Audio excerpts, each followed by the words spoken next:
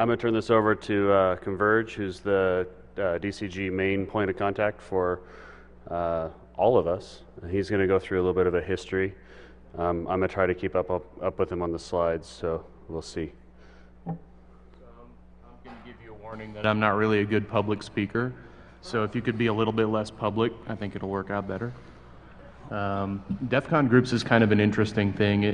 It was an idea that started back on the forums back in, I think around late 2002, and it was formalized as an idea that was presented at Defcon 11 back in 2003. It's something that everyone thought was cool, and initially we had, 10, 13, a good bunch of groups that had formed up. I was one of the POCs that started a group back in DC 207, back in Maine, and I found... Are you Mainers? Right on, right on. And proceeded to find absolutely no one in Maine that was a hacker.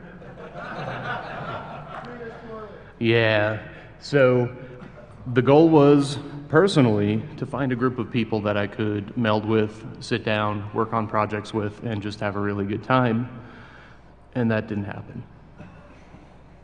So I set off personally on my own venture across the country and found myself in Portland, Oregon, where I did find a bunch of hackers. And do we have 503 in the house? How many 503ers we have in here? There's one. I know there's at least two of us. And in Portland, we had a pretty decent group that met and, freaked out people at the coffee shop that we were at while we were drilling holes and shit and whatnot. But it kind of ebbed and flowed. People got busy, people worked, people had, personal lives, and I worked. I had personal life-ish. So I moved up to Seattle, and I've been a part of the Seattle crew for, a few years now. And the groups have existed for that time and have really been doing things autonomously.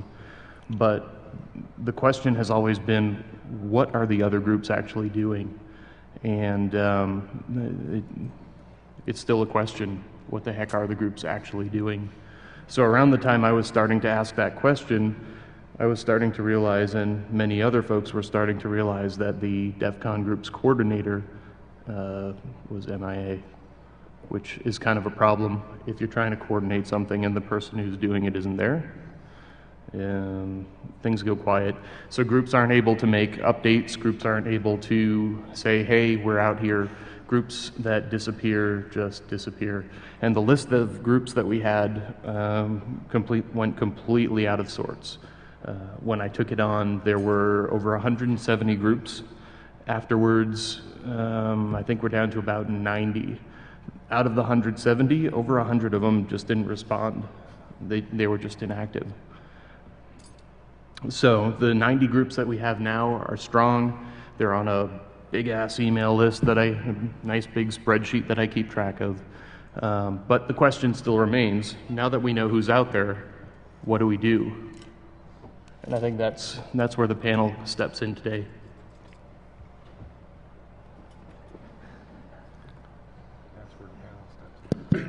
Okay, so we've got a group of point of contacts up here that are pretty diverse.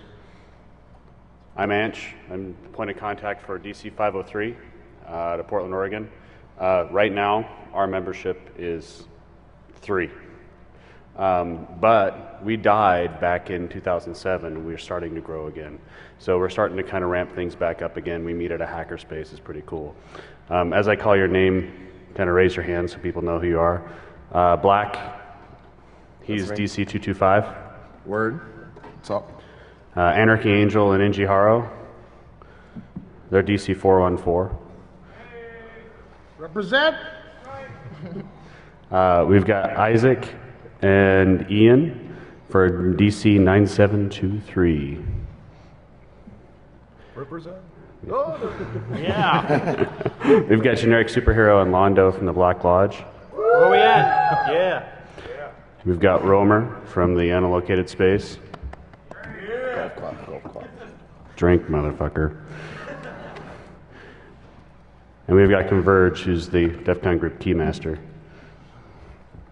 Okay, with that, kind of how we're gonna run this panel is going to be an open kind of discussion. We're going to talk a little bit about how groups operate, what we're doing to kind of get them to grow, how hackerspaces work. We want you guys to participate too. So I'm going to start off the discussion by asking these guys a couple questions, and they'll go ahead and talk about what they want to talk about and answer and banter back and forth. And if you guys have questions, please come up, use the microphone, ask a question, and we'll just kind of keep this as a rolling discussion. All right, here we go. Oh yeah, and these will play pictures of the various groups that we have up here as it goes. So I think I'm gonna start with Isaac. So you guys recently did an event called a hackathon. You guys tell us a little bit about what you did and how it's helped your group, and a little bit about your group as well. Yeah, sure. So our DC is actually DC Israel, and we just started. DC Tel Aviv. Yeah, and we just started 7 months ago, and we had a lot of people coming and showing interest, but we couldn't figure how committed they are to the process.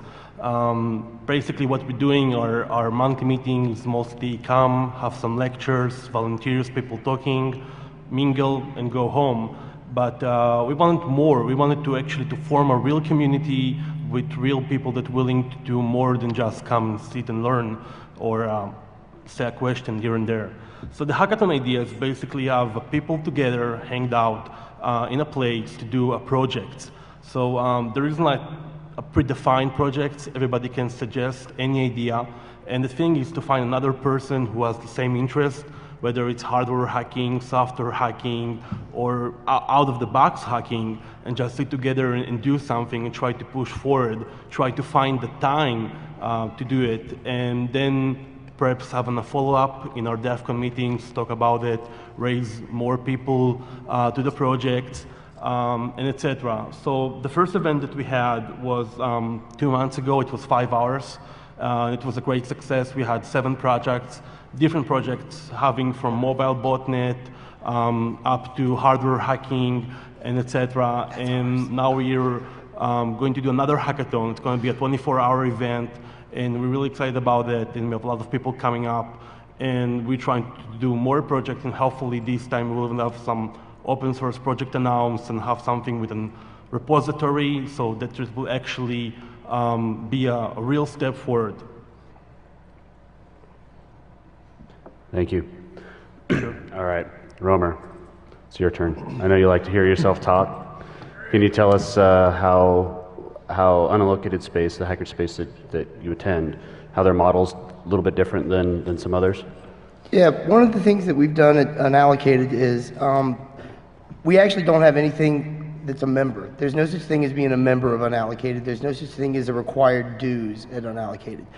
Our thought process is if we have content that people are actually going to want to come and see, and we pack our schedule. There's something on the schedule at least 3 to 4 days a week, and usually more than that. And we want to see, if thought being, if we've got all this stuff going on, people are actually going to come there and participate, and then want to actually donate money to the space to keep it going. We're a relatively young hackerspace. We've only been around for less than a year at this point. 9 months exactly, yeah. And so from that standpoint, even though we've not required anyone to pay us, we've never had any problem meeting rent. We've never had any problem paying the bills. People are actually coming in and saying, this is so cool, I actually want to give you money to help keep this thing running. So it's a little bit different model from what some of the other spaces are doing, and something we're trying to see if it's actually going to end up being a viable way to do these things. So to play devil's advocate on that, how do you pay the bills? Well, we don't have members, but we do have key holders. There are 6 key holders now, or 5? 5 key holders right now that basically they've pledged that if something goes wrong and we can't get enough donations to keep the space going, they're going to pay for it. Hasn't come to that yet, but hopefully it never will. But yeah, that's how we keep it going at this point, is if we, like this week, obviously every person from Unallocated is here, so we're not going to be getting any outside donations. So it's one of those things where we may run into a problem. We'll see. To kind of Romer's point too, when we started our space, we kind of did the same thing. We had a dedicated set of a few members that if things went sideways, we would just pick up and make sure it still happened, so we would be there the next month and kind of make it work. And then we grew out of that model eventually, but it was what kept us going and moved us to the next step. And I mean, you guys probably saw the same thing then. If you're sitting there and you're putting, you know, as much content as you can out there, we get people that I have no idea how they even heard about these things that show up. Yeah. I mean, you want me to keep going with that, or you want to go to somebody else? You keep going. I'll Okay. stop you when I want to stop you. Sounds good. I mean, like one of the things we were actually just talking about outside when we were smoking is we do a lot of stuff through Twitter. We just, you know, I'll say, hey, I want to do something, let's go to Unallocated and do it. And people that live in our area will show up. An example being, I got a free AT&T microcell a while back, and I have excellent AT&T service in my house, so I had no reason to use it. So I just threw on Twitter, anybody want to hack this thing and see what we can do with it? Like 25 people showed up to play with it that night. One of the really cool things was, as I'm coming over to Unallocated that night, I was just doing a little bit of quick research, and I realized that it has a hardware kill switch in it. So if we opened the case, it was basically going to wipe the firmware. But one of the guys that had saw my Twitter post said, I'm one of the participants in the tamper evident contest at Defcon. I can get it open for you. And he did. So, you know, I mean, stuff like that that's just really spur of the moment and really, you know, different and cool. And we had no idea what we were doing. I didn't have any clue how we were going to start. So when we all showed up, it was just, hey, who thinks we should start with looking at the network traffic? So we plugged it in and activated and everything, and just went from there. And you know, we made some progress. We didn't get as far as we wanted to yet, but yeah, I think those kind of activities that are a little bit different from the hey, it's lockpicking night are kind of cool for the spaces to have. Yeah, our scheduled events for ours eventually kind of picked up over time. It wasn't really it was something we initially kind of drew for, but it was kind of the weird stuff that happened ad hocly, where we're all sitting on IRC like, let's go build something real quick, and we end up building something just really random, or we end up sitting at the space and going, hey, we're here, we've got some new gear coming in, you guys want to come over and mess with it. Also to an effect, with our hackerspace, it's kind of uniquely tied to the DC group, whereas we kind of host it and keep it at our space once a month, twice a month. We do some events there, and we've had random projects kind of just spur out of that. We participated in the Red Bull Challenge, and that kind of happened just out of one of those meetings. Just all of us kind of made a team real quick, and then all of a sudden that became something that we worked on, and that space was the place that we hosted it. So just something to kind of add with that. Yeah, we wanted to do the Red Bull Challenge, and you would think, since, you know, Ryan Clark, the guy that designed your badges and, you know, is pretty decent with electronics, as one of the people that comes to Unallocated quite often, you would think we would have been able to get something together to get in. Nah, we failed hard. Yeah. All right. Hey, Black. Yeah. Can you tell us a little bit about your thoughts on group cohesion? I know you guys have been really successful with that. Can you give us some pointers? Yeah, so like going forward, trying to keep together, there's been a lot of issues with groups that fall apart. I mean, if you only meet once a month and an individual misses, let's say, that one Tuesday, then they're really going to have less of an incentive to show up again the following month. I mean, they'll be 2 months behind. It's real easy to fall off the map.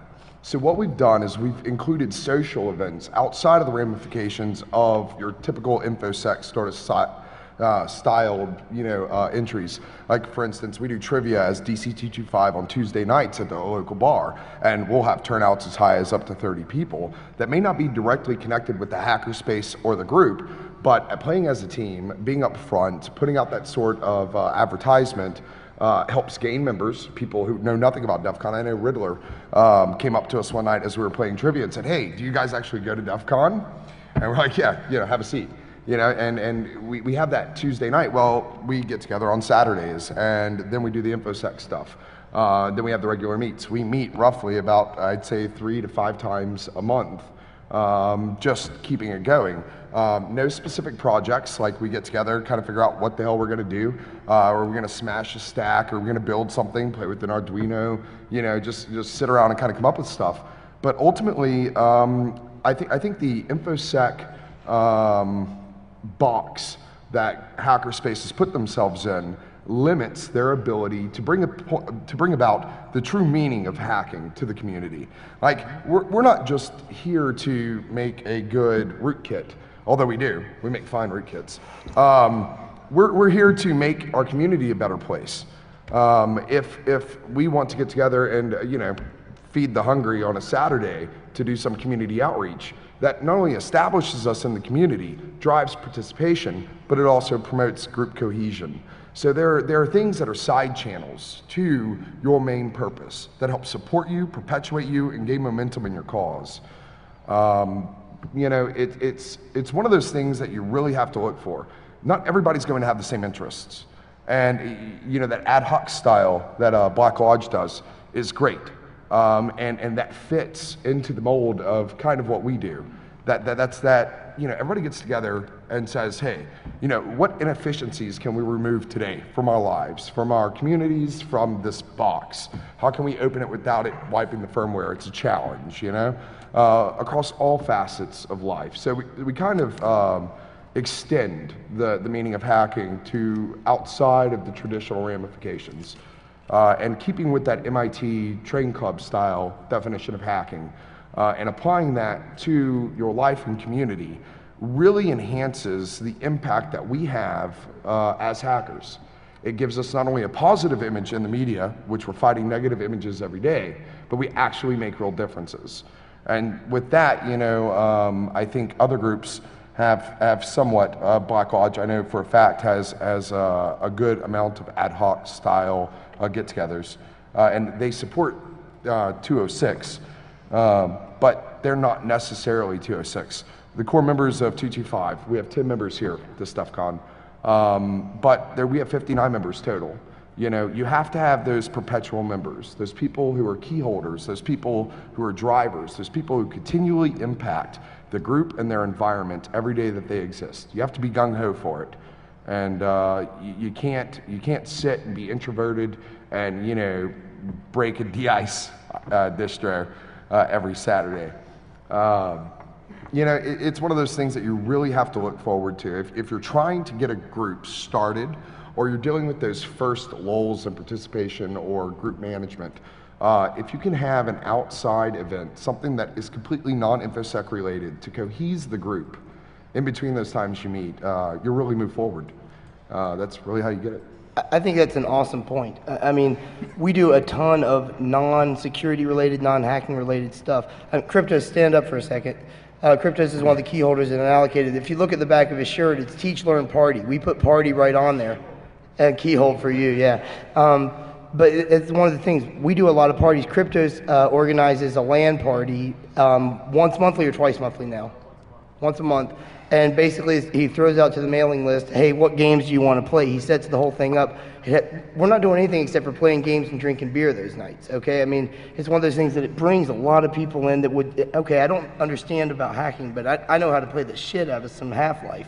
Yeah. So, I mean, they'll sit down and they'll come and they actually start to talk, the conversations continue, and they're like, oh, well, that's something I'd be interested in, and it does bring new people. That's a great point. So Black, when you were talking trivia, are you just talking like Trivial Pursuit or something No, below so steam? like rather than most implementations of trivia, and this is an aside, we don't do the digital sort of Hooters version, play with the little device, although that would kind of be fun to target. We play random ash trivia is what it's called, rat trivia, where a human sits up front and we play against all the groups in the spar.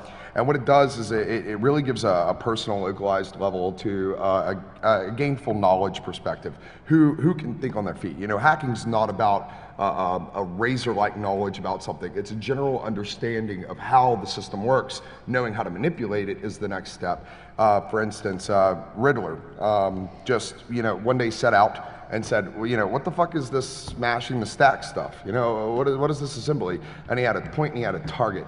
And I think we sat at my house and like he sat and annotated the assembly. And we were just drinking beer, bullshitting. I think we just got together to drink beer.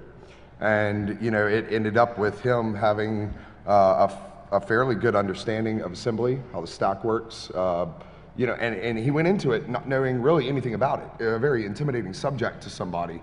And he came out of it as an individual. I think he's reading an IDA Pro book right now as I talk, Way to go. No, but it admits the Put the point. book away, motherfucker. Well, no, and those Yeah. community events are kind of what's necessary too, that are outside the standard. Like, okay, we do pen test days where we invite people over to build a box and smash the crap out of it. One of our members here, Don, he actually built one of a nice VM servers for us to attack.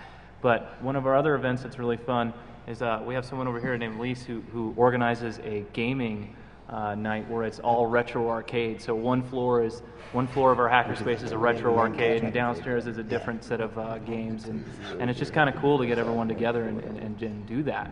But I think when you were talking, a couple of points came to mind in terms of hackerspace formation. Now for a couple of years now, we've had talks where we had hackerspaces and kind of what people have done with their hackerspaces and the basic cookie cutter template.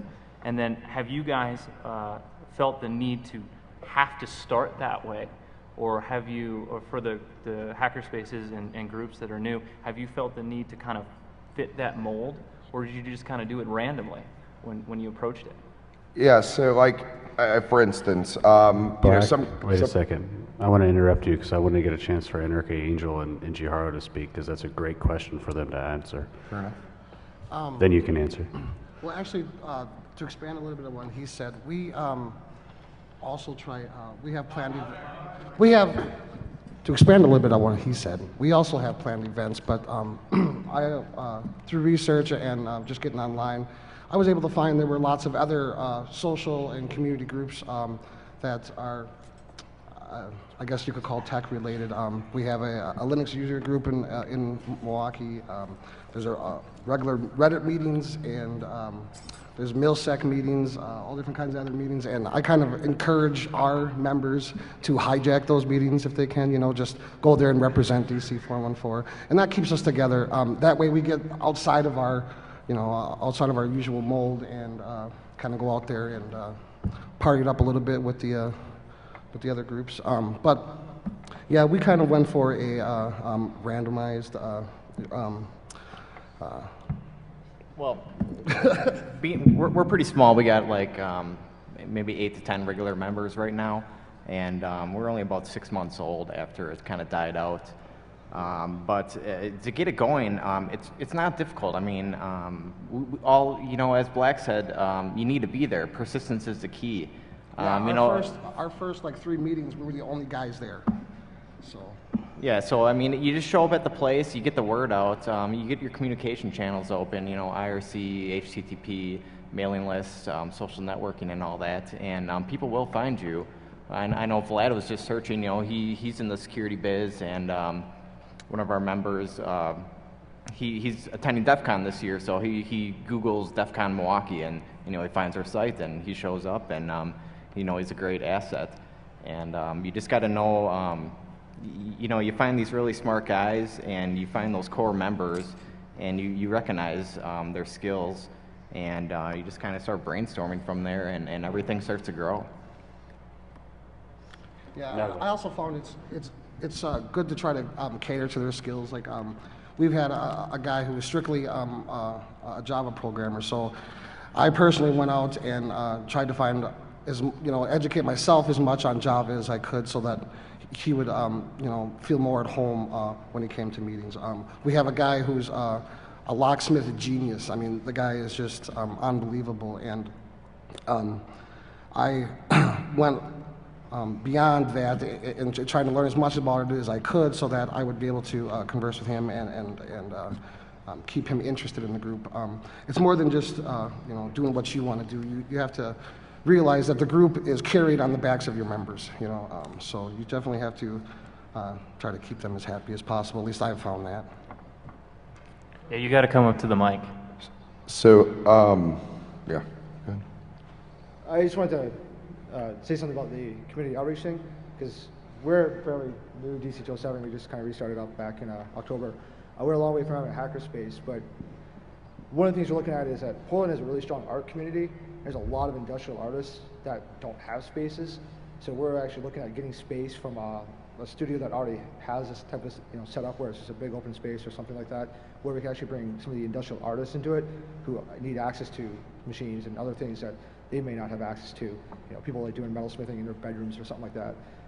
So I don't know if you guys thought about that at all either, or try to get into something completely not related to technology.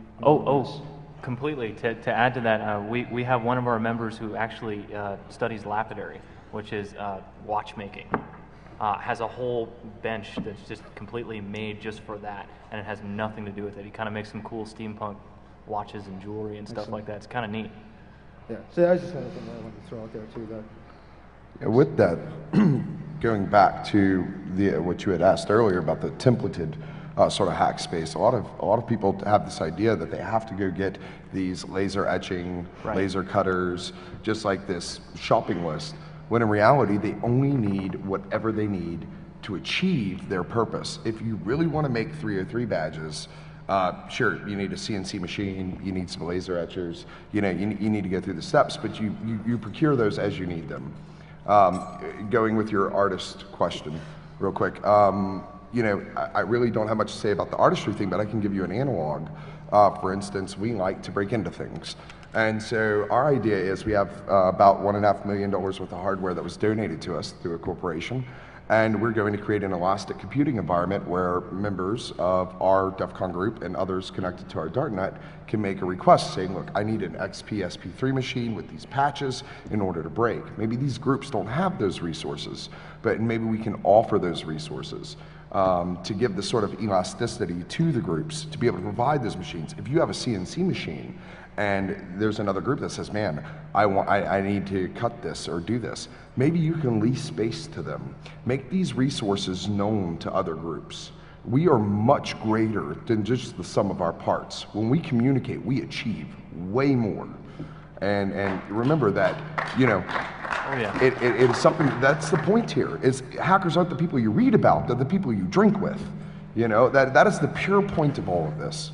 And with that, I'll go ahead and defer to the guy with the mic or Converge. One real quick question. Would any of your groups be interested in resources like that?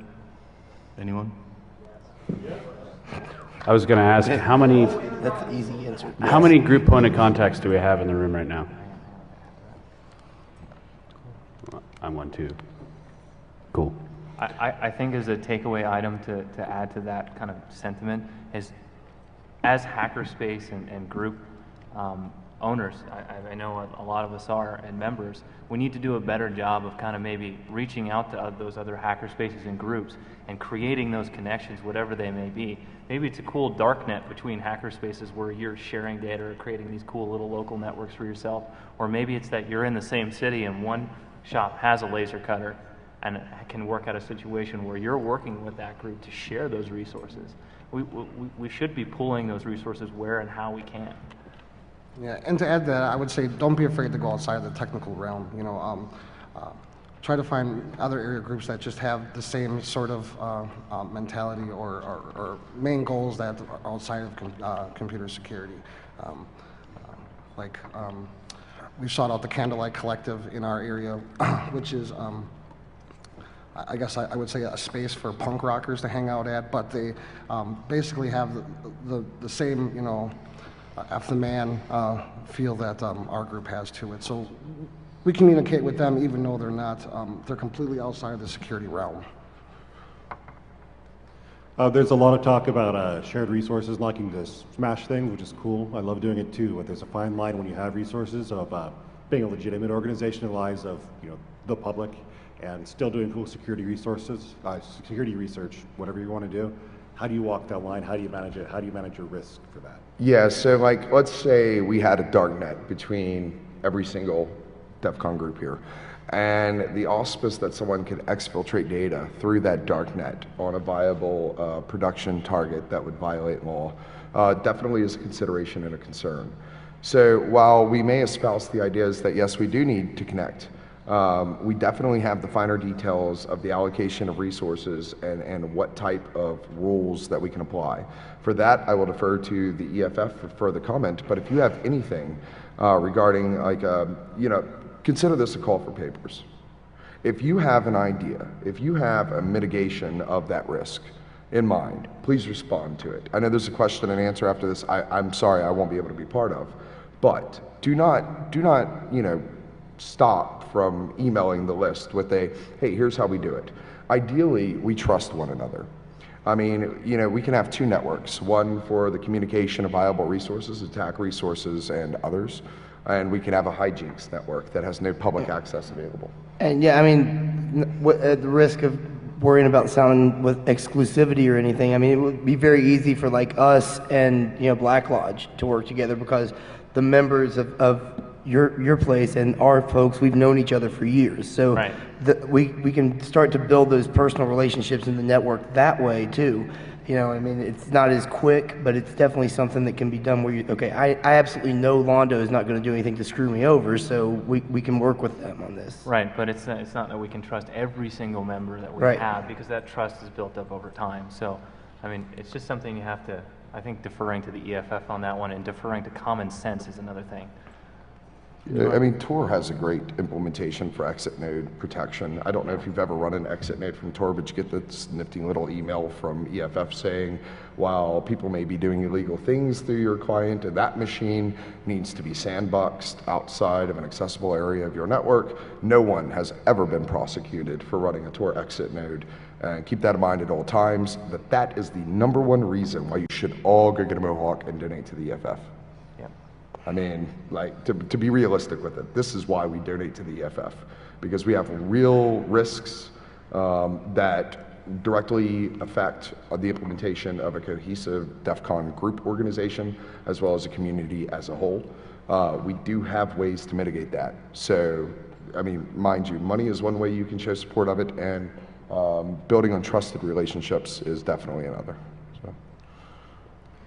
I think it's important to note that while we want to mitigate the risk, you shouldn't be doing it through a whole bunch of legalese in your membership documents. I know some hackerspaces like to put in clauses in your membership so that like they own everything you do in there, or you're not allowed to do illegal hacking. So don't put a leash on the people in your organization just because you want to mitigate a little bit of your risk. I mean, you have resources like the EFF, and I just felt like it was important to note. But on the other hand, the hackerspaces tend to run as small organizations, and in some ways, to get nonprofit status, actually formal organizations. And because of that, they need bylaws, they need to be concerned with legality. Have you guys addressed that at all? Well, once you move past a certain size where it's not the little group club anymore, and you move past the kind of 8 members, and you start to get real businesses that you're renting space from, and now you're inviting more people from the community who may not be a part of your space or may not be a part of your regular group of friends. You need to consider yourself a business and start to treat things a certain way. So it gets a little sketchy. Of course, you can definitely overdo it. We went a little overboard at first, and then we backed down a little bit to what seems to be the right level. It's a tricky thing. You have to look at it, and honestly, small business courses really help in that. So if you've never taken one of those, it doesn't hurt. Well, you can,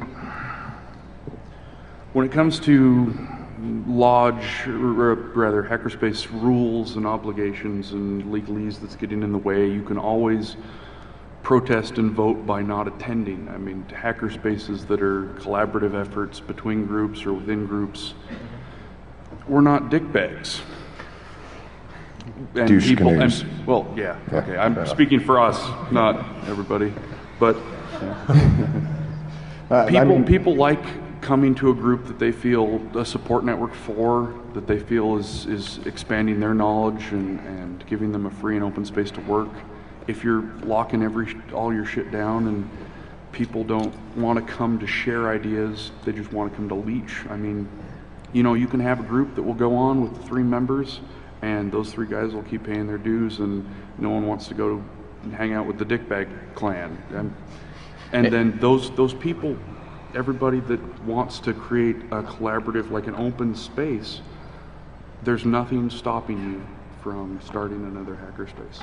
Along those lines, you really don't want to fragment your hacker scene too much in your local area, but there's nothing stopping you from having multiple Defcon groups or hackerspaces. You got to always avoid the drama llama, but people that are holding back you know, the sharing of knowledge definitely need to be shut down in my mind. But I mean, there's also not just in the group that you belong to or the group that you're thinking about doing, there's other groups that we're up here.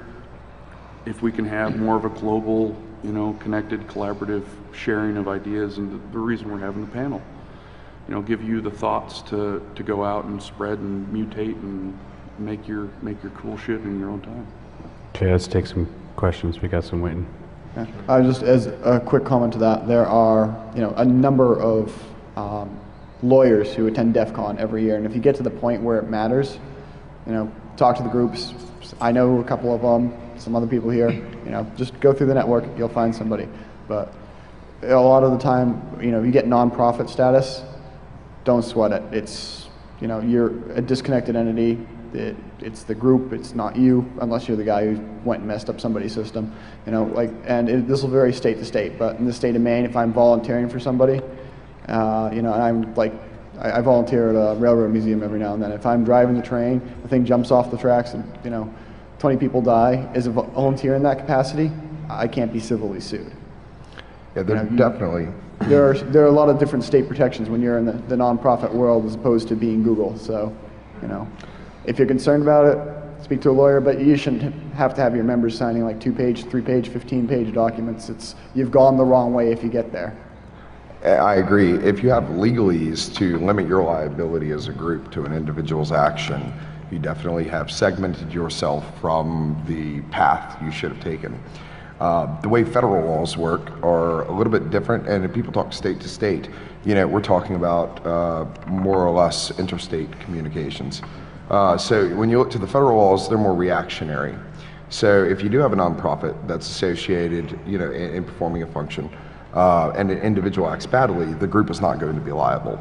But ultimately, you should honestly defer to the EFF. The same way Tor exit nodes are operated would directly affect the way your exit nodes are operated within your own VPN. That law is the same. I'm not a lawyer. Like I said, you should ask the EFF, and I agree completely with his point of if you have a disclaimer that reiterates federal law, you're going the wrong way. But if it's your bylaws, saying, dude, if you act an ass, you're gonna get kicked out, well, I mean, that's appropriate, you know, but like, you shouldn't even have to write those. If you have to write those, you're still doing it wrong, so. From the community aspect, I'm with I3 Detroit, founding member, and we've had a really positive experience with the high school robotics clubs, especially with high schools continually shrinking budgets, and we've actually, unfortunately, one of them completely lost their funding. Have you guys had good experiences with bringing in high schoolers? And we've been running for about 2 years now, and it's really awesome that we're now seeing this generation of high schoolers who are now 18, you know, going off to college and coming back in the summer, and they're our next generation of membership. So rather than being a dick to the little kids, like, it's really benefiting us to just basically deal with a couple of broken drill bits here and there, and, you know, we deal with that with we deal with that with members that aren't in high school. That no. Specifically on your point, I think we should shove it down even lower. Defcon kids, point, right? I have a 10-year-old daughter, Sparkle. She created the first Defcon kids group, DC Teaching 5 Kids. She gets in Ruby, JavaScript, PHP, MySQL. She enjoys social engineering. She writes RPGs, and she is 10. She participates on the MIT Scratch forums as part of the IDE open source development project. The premise is, who the fuck cares if they break something? It's nothing you can't fix or replace. What we have to do is train the generation coming up. Listen, we don't naturally perpetuate. I mean, this is not something that goes on, I mean, you know, without being pushed. Forget high schoolers. I want Lego Mindstorm kits in the kindergarten classrooms. I mean, we're not playing here. I mean, we have generations of kids that are going to be growing up in an ever-evolving environment of threats. of areas that they can create, and we have to propagate those interests from the get-go. We have to actually inform them, sit down, take the time, and say, okay, let's play with this Arduino board. Let's turn a motor. Let me show you how this operates. Let me show you how this. I mean, you know, whatever the kit is, whatever the method is, you cannot be afraid to show children and to show the earlier generations how to protect themselves, how to build, and how to create. If we deny that, I know a lot of people have diverse opinions on Defcon kids, but if we deny the ability of our earliest generations at their prime points with their aptitude set on hacking or evolving, you know, our community, then we are doing ourselves a disservice. And as much as people don't like kids running around Defcon, I mean, it is our social scene, you know. You have to remember that they're already kid goons. You know, there are already kids who know how to social engineer. And if you have kids, I would rather your kid know how to detect someone social engineering them than be victim or subject to it. And it goes along the lines, this is what we are here for. Plain and simple. Plus, you can't knock the feeling you get when you teach someone like kids and stuff like that how to lockpick for the first time, and you see their face when they bust open that lock, and then you look at the person who's in their 20s and 30s next to them sitting there frustrated, like they can't even believe what just happened next to them. And you see their parents absolutely in fear of what you just did. But it's also very cool to you know, teach people who haven't seen all this stuff, my failures and my mistakes, and go, hey, look, this is how you can do it a different way, and guess what? I learned from it. So it's kind of it's somewhat selfish in that respect, but it's a good kind of selfish.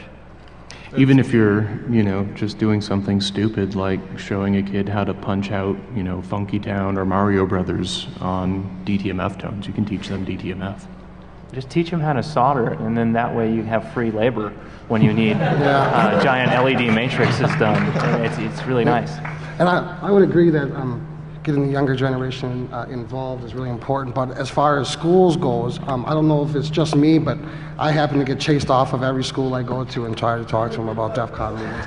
Maybe I'm just ugly, I don't know, but I've had bad experiences with school, or I guess government institutions in general when it comes to DC 414. So I think it's the mustache. It might be, yeah, it's the stash. It scares people, I guess. Can you repeat that? Because he couldn't understand you. It's hard to hear up here. Yeah, the reverb's pretty badly. So. Who? What? Black, tell him who you want to repeat what. Yeah. Anarchy Angel. Yeah, the guy leaning back who just spoke. What was? Speak this way. We can't hear you because of the reverb. Basically, what I was saying was, I've had bad experiences with going to schools about getting the word about DC 414. I wasn't sure if it was just because I was ugly or my mustache, but I get run off of all the schools I've ever been to try to talk about getting kids to come to DC 414. It's just, I don't know if it's our area. Maybe other people in other states have had better success, but just in our schools, they hear the word hacker and I don't know, it turns them off, or even computer security seems to, people are, at least in our state, are timid around it. I don't know why, but. Well, there's some balance that you have to have, because at the lodge we do have some, like 21 and up, we have some adult-oriented events. Or, you know, with the issue with kids. You need to rephrase that a little bit. Well, what? Events with alcohol versus events where no alcohol is there. Yeah, we have you know, open space for people to come by, check out the place during normal operation hours. You know, we do barbecues almost every weekend. You know, people can come out and enjoy, talk about, you know, projects they're working at home, maybe something they want to get the group involved with, and get community effort. But also we have, you know, private stuff, and private, like after hours movie nights where there's drinking involved. We took a kind of page out of the book of the 23B guys, where we have a projector on the other block of buildings in the industrial space. So we're out in the parking lot. But there's this balance that you have to have between, you know, there is some stuff that's going to go on that isn't kid friendly, or have something that granted, you know, there's a lot to say about how you're going to present yourself to adults versus how you're going to present yourself, or what options you're going to present to kids. It's mainly about education. I mean, if the public knew exactly what hacking actually originated as, and if you exhibited those ideals in your day-to-day above-board activities under your group label, we wouldn't be fighting much of the way that we're fighting the wars we are now in the media. The issue comes when you begin to label private activities amongst groups of individuals that would normally gather under your group flag outside of the group. Maybe those things don't need to be put on the front page of the American press. You know, you have to continue. How can someone dislike your hacking group when you're feeding the hungry? I mean, yeah, so Black, we're actually running out of time here, so I'm going to kind of wrap you up. I'm sorry, I don't mean to interrupt you, but good. All right. We're going to have a Q&A session right after this, so you guys want to join us. I have one question to wrap up, because I asked how many point of contacts we had in here for Converge, and I'm going to put you on the spot. What can we do as group point of contacts to help you as the coordinator? Well, moving forward, we're going to be adding a lot. Probably the heart of the problem that we've had with all of the groups currently, well, aside from not knowing where they are or who they are, is communication. Like, we really don't have a dialogue going on between the groups, and we're going to fix that. So we're going to be firing up Twitter accounts, Google Plus accounts, Facebook accounts. We're going to be setting up an IRC server, maybe, like I heard discussion of that. Coming in the near future, probably later this year, we're going to be launching a Defcon groups website that is just for Defcon groups. It's going to have a forum just for Defcon groups that's active, it's focused. And we want groups to interact. We want groups to send us what they're doing that's cool. If you want to be featured and show a cool project or even a dumb project that was just fun, like, be in touch with me, be in touch with the other groups through those means, and we'll get it out there, and we'll start seeing what we're doing, and we'll start showing other people what we're doing. And maybe they'll get interested too. How do we find the group? dcgroups@defcon.org. Yeah, give me an email or hit me up online. Are you actually looking for like a list of active groups? It's on the website. It's on the Defcon website. Yeah. All right, with that, I think we're going to wrap up and move over to QA. What QA room are we in? It's Pavilion number 4, so it's going to be down the hall. And we'll see you guys there.